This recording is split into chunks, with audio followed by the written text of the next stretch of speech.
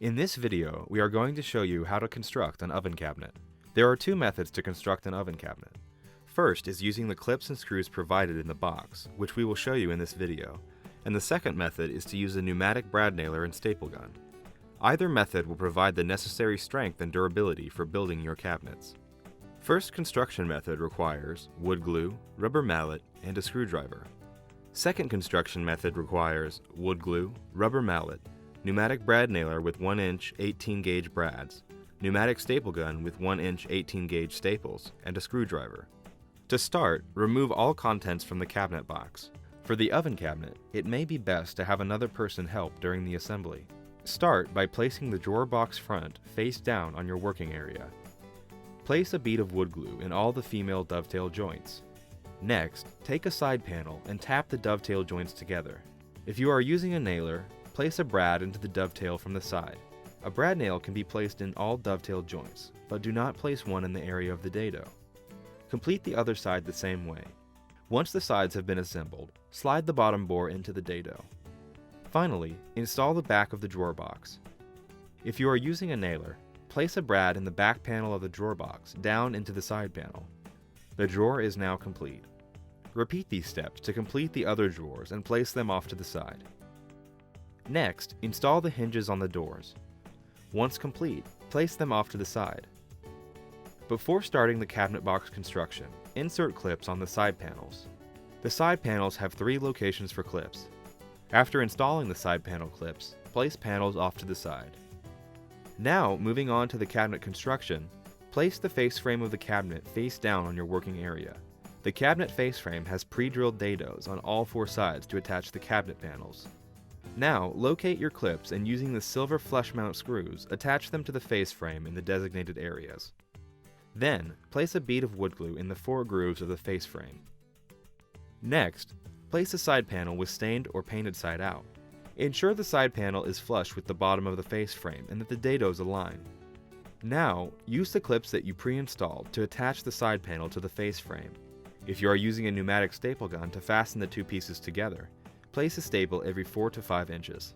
Continue on and complete the other side the same way. After the 2 sides are constructed, place the top and bottom panels in the dado between the 2 sides. Ensure the panels are seated into the face frame dado. Use the clips you installed earlier to fasten the panel to the face frame, but do not fasten to the side panels until the back panel is installed.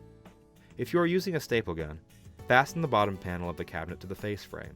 Continue on and construct the top panel the same way. An oven cabinet has a 3rd panel that is inserted into the upper middle of the cabinet. Install that panel as you completed the top and bottom panels, but only fasten the clip located on the face frame. To install the toe kick, mount the clips onto it. Then, fasten it to the sides with the clips. If you are using a brad nailer, install the toe kick from the front by inserting brads. The last step in completing the cabinet box is to install the back panel. First, install glide supports on the back panel. Place the back panel dado side up and install the glide supports. There will be pilot holes for the supports. To install the back panel, place it dado side down and insert it into the side panels. Once the panels are aligned, use the pre-installed clips to fasten them together. Locate the pilot holes on the back panel and use the black screws provided to mount the panel. If you are using a nailer, fasten the sides to the back panel by inserting brads into the side. With the cabinet on its back, install the doors. Extend the hinges to an open position and use the silver rounded screw to fasten the door to the face frame using the pilot holes. If the door is not square, use the adjustment screws to correct. Next, you will install the soft close mechanism by placing it onto the top hinge attached to the face frame. Make a full turn on the screw on the soft closed for completion. In the same location of the soft close, take the screw out of the hinge and reinstall the screw with riser attached. Now, stand the cabinet up to install the glides and drawers. Starting with the bottom drawer, take the glides and place them through the face frame and slide them into the back support. Flush the glide up with the front of the face frame and use one of the silver flush mount screws to fasten it. Now, extend the glides to install the drawer box. Make sure the back is locked into the hook and the sides are seated into the pin. Repeat these steps to install the other drawers. Next, place a bumper on all corners of the doors and drawers. Now, use the silver flush mount screws to finish mounting the last clips, located on the underside of the upper middle panel inside of the cabinet.